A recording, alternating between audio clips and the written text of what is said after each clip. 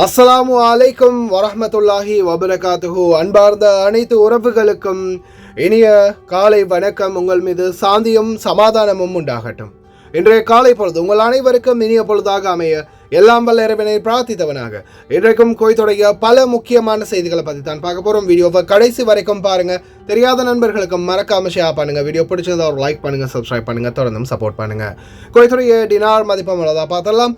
இலங்கைக்கான ரூபாயில் ஒரு தினாரின் மதிப்பு 970 ரூபாய் 26% உள்ளது.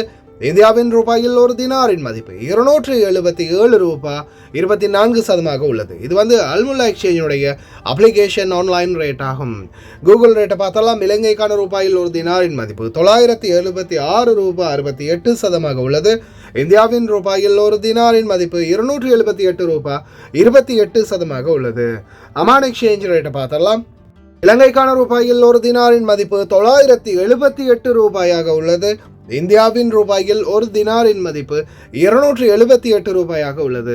ஜஜில் எக்ஸ்சேஞ்ச் ரேட் பார்த்தலாம். இலங்கைக்கான ரூபாயில் ஒரு தினாரின் மதிப்பு 977 ரூபாய் 25% உள்ளது. இந்தியாவின் ரூபாயில் ஒரு தினாரின் மதிப்பு 277 ரூபாய் 75% உள்ளது. ஜஜில் எக்ஸ்சேஞ்ச் பற்றிய மேலதிக தகவல்களை தெரிந்து கொள்ள 97 23 54 61 என்ற வாட்ஸ்அப் இலக்கமூடாக தொடர்பு கொள்ளுங்க. மேலதிக தகவல்களையும் தெரிந்து கொள்ளுங்க. இலங்கைக்கான ரூபாயில் ஒரு தினாரின் மதிப்பு 977 ரூபாயாக உள்ளது. இந்தியாவின் ரூபாயில் ஒரு தினாரின் மதிப்பு 277 ரூபாய் 50% உள்ளது. இது ஏஆர்ஒய் எக்ஸ்சேஞ்சுடைய அப்ளிகேஷன் ஆன்லைன் ரேட் ஆகும். அதே போல கேபிஇ எக்ஸ்சேஞ்ச் இலங்கைக்கு 970 ரூபாய் வழங்கியிருக்கிறாங்க. அதே போல இந்தியாவுக்கு 277 ரூபாய் 45% வழங்கியிருக்கிறாங்க. கோயத்துடைய பல எக்ஸ்சேஞ்சுகள்லையுமே அக்கௌண்ட் நம்பரை மறைச்சிடுறாங்க. இதை பற்றியும் உங்களுக்கு தொடர்ந்துமே தெரியத்தாது. நீங்கள் ஏதாவது ஒரு புதிய எக்ஸ்சேஞ்சுக்கு பழைய பற்றுச்சீட்டோட போகிறீங்களா இருந்தால் நிச்சயமாக அதில் அக்கௌண்ட் நம்பர் இருக்கா அப்படின்றத பார்த்துக்கோங்க. அப்படி இல்லாத பட்சத்தில் எழுதிட்டு போனாலும் பிழை இல்லாத அக்கௌண்ட் நம்பர் எழுதிட்டு போங்க. ஏதாவது ஒரு நம்பர் பிழைத்தாலும் கூட உங்களுடைய பணம் நாட்டுக்கு போய் சேராது. அந்த பணத்தை திரும்ப பெறணுமா இருந்தாலும் ரொம்ப நாட்களாகும். மறுபடியும் கட்டணம் செலுத்த வரும். அதே போல் எக்ஸ்சேஞ்சுகளில் பணம் அனுப்பி முடித்ததும் மறக்காமல் பற்றுச்சீட்டை செக் பண்ணி பாருங்கள் எல்லா டீட்டெயில்ஸும் சரியாக இருக்கான்னு. ஏன்னா ஒருவேளை நீங்கள் சரியான டீட்டெயில்ஸ் கொடுத்துருந்தாலும் இந்த எக்ஸ்சேஞ்சில் வேலை பார்க்குறவங்க பல விடுறதுக்கும் வாய்ப்பு இருக்குது. மறக்காமல் வெளியேறதுக்கு முன்னாடி செக் பண்ணுங்கள். யுனைடெட் கல்ஃப் எக்ஸ்சேஞ்ச் கார்பரேஷன் இந்தியாவுக்கு பணம் அனுப்ப 750 ஃபில்ஸும் இலங்கை பணம் அனுப்ப ஒரு தினாரும் கட்டணமாக விடுறாங்க. அல்சாமில் எக்ஸ்சேஞ்ச் கார்பரேஷன் ஒரு தினார் மட்டுமே கட்டணமாக விடுறாங்க. யூஜே எக்ஸ்சேஞ்ச் கார்பரேஷன் ஒரு தினார் மட்டுமே கட்டணமாக விடுறாங்க. Kuwait Asian international exchange 750 fils மற்றும் ஒரு தினார் போன்ற கட்டணங்களும் அறவிடுறாங்க. குவைட்ல Al Nada, ARY, Aman exchange, UJ, Alsamil, Ansari exchange, Lulu exchange, Joyalukkas, KBE, UAE, Oman exchange, Bahrain exchange, BEC, world street exchange, ஜஜில் எக்ஸ்சேஞ்ச், மெலிக் exchange, international exchange, Al Shafa exchange, இது போன்ற இன்னும் பல எக்ஸ்சேஞ்சுகள் இருக்குது. ஒவ்வொரு எக்ஸ்சேஞ்சுகள்லையும் ஒவ்வொரு விதமான கட்டணங்கள் இருக்குது. அதே மாதிரி பார்த்தீங்கன்னா இந்த நாட்களில் இந்தியாவுக்கும் சரி இலங்கைக்கும் சரி ரேட்டும் கொஞ்சம் அதிகமாகவே தான் போயிட்டு இருக்குது. அதுலேயும் ஏஆர்ஒய் எக்ஸ்சேஞ்சை பொறுத்தவரையில் 977 ரூபாய் வரைக்கும் வழங்கியிருக்கிறாங்க இலங்கைக்கு. இந்தியாவுக்கும் பார்த்தீங்கன்னா 277 ரூபாய் 75% வரைக்கும் வழங்கியிருக்கிறாங்க. குறிப்பாக ஏஆர்ஒய் எக்ஸ்சேஞ்சில் 900 ஃபில்ஸ் மற்றும் வெள்ளிக்கிழமைகளில் 750 ஃபில்ஸ் போன்ற கட்டணங்களும் மறவிடுறாங்க. அதே மாதிரி ஜஹராவில் சுலைமானியால் முகஸ்ஸம் எக்ஸ்சேஞ்ச் புதிதாக திறந்திருக்கிறாங்க. 750 ஃபில்ஸ் மட்டுமே தான் கட்டணம் மறவிடுறாங்க. ரேட்டும் ஓரளவுக்கு நல்ல ரேட் தான் கொடுக்குறாங்க. அதே போல் ஜஜில் எக்ஸ்சேஞ்ச், மலிக் எக்ஸ்சேஞ்ச், அல்சாமில், யூஜே, அல் ஷஃபா இது போன்ற எக்ஸ்சேஞ்சுகளில் பார்த்தீங்கன்னா ரேட்டும் நல்லா இருக்குது. கட்டணமும் ஒரு தினார் தான். முடிந்த வரைக்கும் நல்ல எக்ஸ்சேஞ்சுகளில் உங்களுடைய கஷ்டப்பட்டு சம்பாதிக்கக்கூடிய பணத்தை அனுப்புங்க. எந்த எக்ஸ்சேஞ்சில் நல்ல ரேட் கொடுக்குறாங்கன்றதையும் மறக்காம கமெண்ட்ல மென்ஷன் பண்ணுங்க. குவைத்துடைய தங்க விலையை பார்த்தலாம். ஒரு கிராம் 18 கேரட் தங்கத்தின் விலை 24 தினார் 908 ஃபில்ஸாக உள்ளது. ஒரு கிராம் 21 கேரட் தங்கத்தின் விலை 29 தினார் 59 ஃபில்ஸ். ஒரு கிராம் 22 கேரட் தங்கத்தின் விலை 30 தினார் 454 ஃபில்ஸ். ஒரு கிராம் 24 கேரட் தூய தங்கத்தின் விலை 33 தினார் 210 ஃபில்ஸ். தங்க விலை படிப்படியாக கம்மியாகிட்டு வருது. பார்க்கலாம் எதிர்வரும் நாட்களில் இன்னும் கம்மியாகுதா அப்படின்னு. இப்போதைக்கு ஒரு தினாரால் கம்மியாகி இருக்குது 22 கேரட். இதோ ஈரானில் நடந்த மிகப்பெரிய வெடிப்பு சம்பவம். 700 பேருக்கு மேலே படுகாயமடைந்திருக்காங்க. உயிரிழந்தவர்களுடைய எண்ணிக்கை இன்னமும் கணக்கெடுப்பில் இல்லை. ஹார்பரில் நடந்த வெடி விபத்து கார்கோ போடுறவங்களுக்கு மிக முக்கிய தகவல் இதில் இருக்குது. அதே போல் பள்ளிகளில் தொழுகைக்கான நேரம் குறைப்பு, ஃபஜர் தொழுகைக்கு 10 நிமிடம் எப்படி போதும், வழக்கறிஞரின் அறிவுறுத்தல். அதே போல் நாயே கடித்து சாப்பிட்ற அளவுக்கு குவைத்தில் கோர சம்பவங்கள் நடக்குது, தயவு செய்து கவனம். அதே போல் கைதான் பகுதிகளில் அதிரடி சுற்றி வளைப்பு, 13 அக்காமா இல்லாதவங்க, அதே மாதிரி 184 விதிமீறல்கள் பதிவாகி உள்ளது நேற்று இரவு மட்டுமே. அதே போல் ஹஜ் யாத்ரீகர்களுக்கான மருத்துவ பணியாளர்களுக்கான தேர்வு ஆரம்பமாகி உள்ளது. அதே மாதிரி வாகனம் மூலம் முன்பதிவு இல்லாமல் போறவங்க திருப்பி அனுப்பப்படுகின்றார்கள். அன்பார்ந்த உறவுகளே, நான் உங்கள் சர்ஃபான் BA Vlog. இன்று நான் வந்திருப்பது லயன் எக்ஸ்பிரஸ் கார்கோவோடு இணைந்து முதலாவது பரிசாக 200 தினார், இரண்டாவது பரிசாக 150 தினார், மூன்றாவது பரிசாக 100 தினார் மற்றும் 10 பேருக்கு ஆறுதல் பரிசு சர்ப்ரைஸ். நீங்க செய்ய வேண்டியதெல்லாம் ஒன்றே ஒன்றுதான், லயன் எக்ஸ்பிரஸ் கார்கோவுடாக ஒரு கார்கோ நீங்க நாட்டுக்கு போடணும். அதே போல இந்த பரிசை வெல்றதுக்கான பாஸ்வேர்ட் என்னுடைய யூடியூப் சேனல் 3லையுமே அட்டாச் பண்ணியிருக்கிறேன். இதில் வரக்கூடிய லோகோவை பாருங்கள், இந்த தம்ப்நெயில் தான் போட்டிருக்கோம். மறக்காமல் என்னுடைய வீடியோவை பாருங்கள். வீடியோவில் ஒரு இடத்துல பாஸ்வேர்டை குறிப்பிட்டிருப்பேன், அதை நீங்கள் சொல்லி கார்கோ போடுங்க. லயன் எக்ஸ்பிரஸ் கார்கோவுடாக பணப்பரிசை அள்ளுங்க. எதிர்வரும் ஜூன் மாதம் 20ஆம் தேதி அன்றைக்கு முடிவடைகிறது இந்த குழுக்கள். இதில் யார் முதலாவது, இரண்டாவது, மூன்றாவது வராங்களோ 200 தினார், 150 தினார், 100 தினார் பரிசுகளை வெல்ல முடியும். மேலதிக தகவல்கள் வீடியோட ஃபர்ஸ்ட் கமெண்ட்ல இருக்கு பாருங்க. குவைத்துடைய சில பகுதிகளில் இலேசான மலைத்தூறல்கள் இருக்கும் அப்படின்னு தெரிவிச்சிருக்கிறாங்க. அதே போல காலநிலை ஆய்வாளர் ஃபஹத் அல் ஒத்தைபி இனி வரும் நாட்களில் ஹியூமிடிட்டி ரொம்ப அதிகமாக இருக்கும், அதாவது ருத்தூபா தன்மை இனி வரும் நாட்களில் ரொம்ப அதிகமாக இருக்கும். ஒரு சில பகுதிகளில் கிடைமட்ட தெரிவு நிலை மிகவும் கம்மியாக இருக்கும் அப்படின்னு தெரிஞ்சுக்காங்க, பனிமூட்டமாக இருக்கக்கூடும் அப்படின்னு ரொம்ப கவனமாக இருங்க. ருத்தூபா சீசன் வில் பிகின் நவ். அதே போல் இதில் முக்கியமான ஒரு விடயத்தை பாருங்கள், இன்டர்நேஷ்னல் அன்லஸ் கார்கோ, அதாவது சில கார்கோ கேரியர்களில் பெட்டிகளில் சில ஆபத்தான பொருட்கள் இருக்கிறது தான் இந்த வெடிப்புக்கு காரணம் அப்படின்னு சொல்கிறாங்க.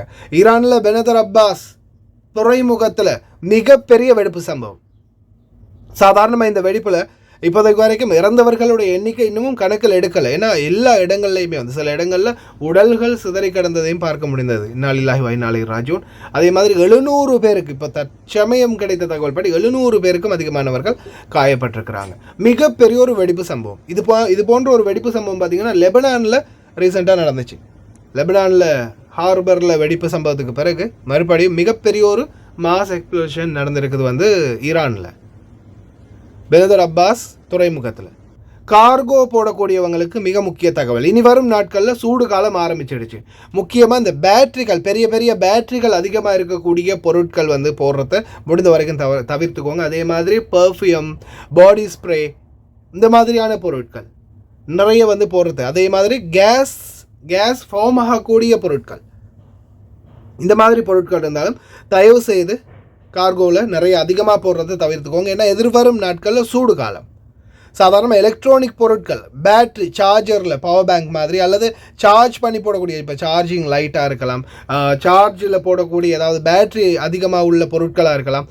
தயவுசெய்து இந்த மாதிரி பொருட்கள் போடுறத முடிந்த வரைக்கும் தவிர்த்துக்கோங்க. ஏன்னா பெட்டி சூடு, ஸ்டோரேஜ் சூடான இடம், அதுக்கப்புறமா கண்டெய்னர் பாக்ஸுக்குள்ளே போட்டால் அந்த கண்டெய்னர் பாக்ஸ் இரும்பு பெட்டி, அதுக்குள்ளே சூடு இன்னும் அதிகரிக்க இன்னும் அதிகமான அனல் உள்ளே போகும்போது இந்த பேட்டரிகள் வெடிக்கிறதுக்கான வாய்ப்பு நிறையவே இருக்குது.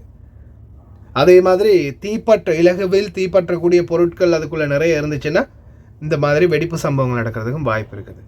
தயவு செய்து கார்கோ போடுறவங்க ரொம்ப கவனம். வீடியோக்கள் வருது, பாருங்கள், என்ன ஸ்கிப் பண்ணிக்கோங்க.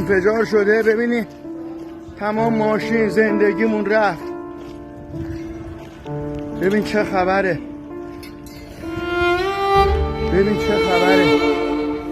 چه وضعی شد. ببین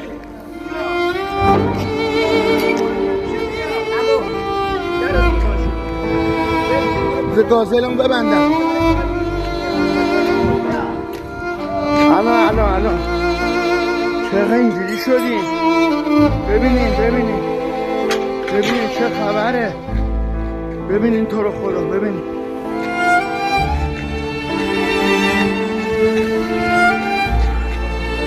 واویلا ماشینمون تمام شنو زندگی من بره ببینید چه خبر شده ببینید کی انفجار شد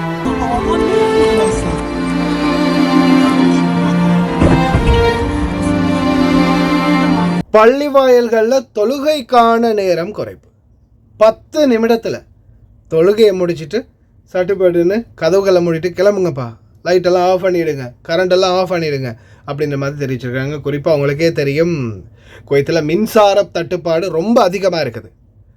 நிறையவே மின்சார தேவை இருக்குது அதிகமாக. இப்போ பள்ளி வாயில்கள்ன்ற வகையில் அதிகமான லைட், ஃபேன் இந்த மாதிரி நிறைய இருக்கிறதால மிகப்பெரிய ஒரு கடினமான சூழலாக இருக்குது அப்படின்னு தெரிவிச்சிருக்காங்க. ஆனாலும் லோயர் இப்போ ரீசெண்டாக ஒரு வீடியோ ஒன்று பதிவிட்டுருக்கிறார் இந்த கதைக்கு.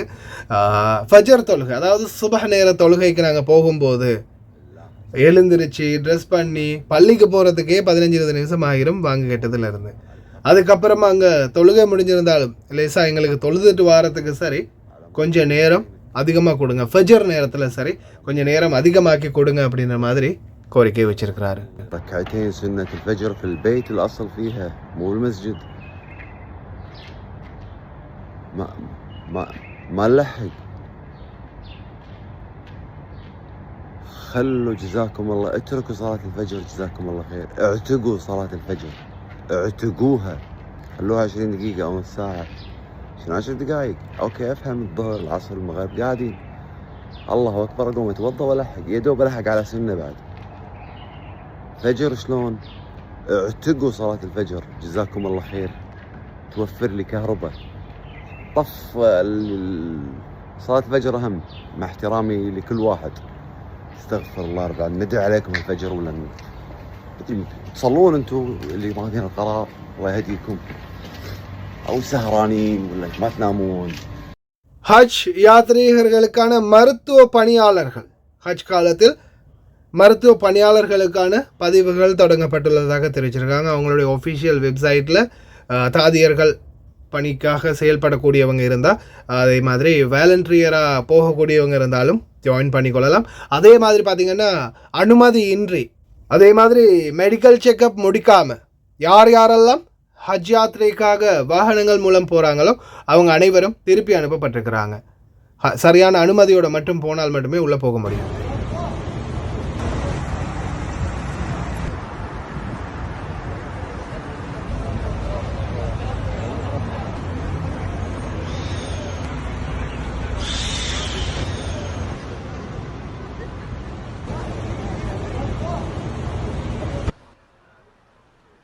ما عندك تصريح دخول العاصمة المقدسة؟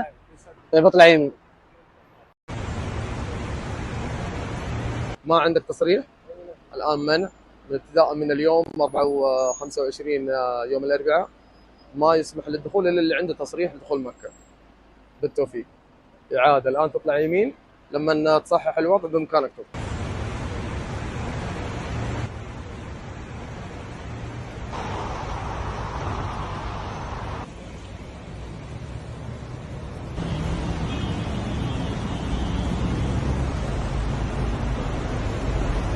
கைதான் பகுதிகளில் அதிரடியான செக்யூரிட்டி கேம்பெயின். 13 பேர் அக்காமா இல்லாதவங்க பிடிபட்டிருக்கிறாங்க. 184 போக்குவரத்து விதிமீறல்கள் பதிவு செய்யப்பட்டுள்ளது. கைதான் பகுதிகள் மட்டுமல்லாது ஜிலேப் ஷோக், ஃபர்வானியா இந்த மாதிரி பகுதிகளிலையும் தொடர் சோதனைகள் நடத்தப்பட்டது. குறிப்பாக செக்யூரிட்டி கேம்பெயின் ரோடு முழுக்க பார்த்திங்கன்னா அதிவேக சாலைகளெல்லாம் பிளாக் பண்ணி செக் பண்ண ஆரம்பிச்சிருக்கிறாங்க. இனி வரும் நாட்களில் பாதுகாப்பு சோதனைகள் வெகு தீவிரமாகவே இருக்கும். வெளியில் போகிறவங்க எக்காமாவை கையில் மறக்காமல் வச்சுக்கோங்க. சிலர் எக்காமா கொண்டு போகாத நேரத்தில் பிடிபட்டு அதுக்கப்புறம் கஃபீல் தான் போய் ரிலீஸ் பண்ணிட்டு வராங்க. அதனால் தயவு செய்து ரொம்ப கவனம். இன்னொரு மிக முக்கியமான தகவல், நாய்களிடமிருந்து ரொம்ப கவனமாக இருங்க. அதே மாதிரி தெருநாய்களின் அறிக்கைகளை கொடுக்க 56 57 50 70 56 57 50 70 என்ற வாட்ஸ்அப் இலக்கணத்துக்கு நீங்கள் வீடியோ ஒன்றும் போட்டு சரி இல்லைன்னா லொக்கேஷனை சரி நீங்கள் அனுப்பினீங்கன்னா நாய்கள் இருக்குது அப்படின்னு சொல்லி உடனே கிளியர் பண்ணிடுவாங்க.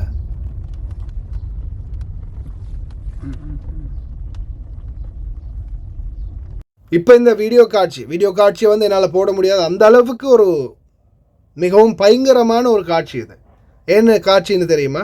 ஒரு நாய், அந்த நாயை சாதாரணமாக நினைக்கிறேன் ஒரு 20-30 நாய் இருக்கும், ஒன்று சேர்ந்து கடித்து துண்டு துண்டாக பிச்சு சாப்பிட்டுக்கிட்டு இருக்குது. தன்னுடைய இனத்தையே கடித்து சாப்பிடக்கூடிய நிலைமைக்கு இந்த நாய்கள் மாறி இருக்குதுன்னா சில நேரங்களில் விசர் பிடிக்கக்கூடிய தன்மை இருக்கும். அதே மாதிரி சில நேரங்களில் பார்த்திங்கன்னா சாப்பாடு இல்லாத காரணமாக கூட இருக்கலாம். தயவு செய்து ரொம்ப கவனம், குடியிருப்பு பகுதிகளில் இருக்கக்கூடியவங்க. அதே போல் கூடாரங்களில் ஹேமாவில் இருக்கிறவங்க ரொம்ப கவனமாக இருக்கணும். மொபைல் ஃபோன் அதே மாதிரி எலக்ட்ரானிக் பொருட்கள் பார்க்குறத முடிந்த வரைக்கும் தவிர்த்து கொள்ளணும். மழை பெய்கிற டைமில் பாருங்கள், மின்னல் தாக்கி ஒரு கூடாரம் எரியுது. நல்ல வேளை உள்ள யாரும் இருக்கல, தீ அணைக்கிறாங்க. மின்னல் தாக்கியதால் தான் இந்த தீ விபத்து ஏற்பட்டிருக்குது. மொத்தமாக கூடாரமே கருகி போய் இருக்குது பாருங்கள். தயவு செய்து ரொம்ப கவனம், இந்த கூடாரங்களில் இருக்கக்கூடியவங்க. அதே மாதிரி மழை நேரங்களில் தொலைபேசிகளை பயன்படுத்துறது முடிந்த வரைக்கும் தவிர்த்துக்கோங்க. முடிஞ்சால் ஃப்ளைட் மூடில் போட்டு வைக்கிறது இன்னும் சிறந்தது, கூடாரங்களில் இருக்கும்போது மழை பெய்கிற டைமில். அதே மாதிரி இனி வரும் நாட்களில் பாதுகாப்பு சோதனைகள் ரொம்ப தீவிரமாக இருக்கும். நிறைய விடயங்கள் குவைத்தில் நிறைய தவறுகள் இப்போது வெளிவந்துக்கிட்டு இருக்கிறதால இனி வரும் நாட்களில் கொஞ்சம் ப்ரெஷர் அதிகமாகவே இருக்கும். பாதுகாப்பு தீவிரம் இன்னும் அதிகரிக்க வாய்ப்பு இருக்குது. அதனால் தயவு செய்து ரொம்ப கவனமாக இருங்க. அதே மாதிரி வீடுகளில் இந்த வெளியாகும் போது எக்காமாவை மறக்காமல் கையோடு எடுத்துகிட்டு போங்க. மொபைல் ஐடி இருந்தால் ஓகே, இல்லைன்னா எக்காமாவை எடுத்துகிட்டு போங்க. ஏன்னா இப்போ நேற்று கொமெண்டில் கூட பார்த்தேன், ஜாபர் அல்-அஹமத் ஜஹரா பகுதிகளில் ஒருத்தர் எக்காமா இல்லாமல் போய் பிடிபட்டேன், அதுக்கப்புறம் பாபா தான் கிளியர் பண்ண அப்படின்ற மாதிரி போட்டிருந்தாங்க. இன்னும் சிலர் இந்த மாதிரி பிடிப்படுறாங்க. சில நேரங்களில் உங்களை அப்படியே பாபாக்கள் கணக்கெடுக்காமல் விட்டாலோ இல்லை ஆன்சர் பண்ணாமல் விட்டாலோ அந்த சந்தர்ப்பத்தில் இவங்களை நாடு கடத்துறதுக்கும் வாய்ப்பு இருக்குது. தயவு செய்து ரொம்ப கவனம், எக்காமல் இல்லாமல் வெளியே போகாதீங்க. கடைசி வரைக்கும் பார்த்து எல்லாருக்குமே ரொம்ப நன்றி. வீடியோ பிடிச்சிருந்தா ஒரு லைக் பண்ணுங்கள், சப்ஸ்கிரைப் பண்ணுங்கள். இன்னொரு நல்ல வீடியோவில் சந்திக்கலாம்.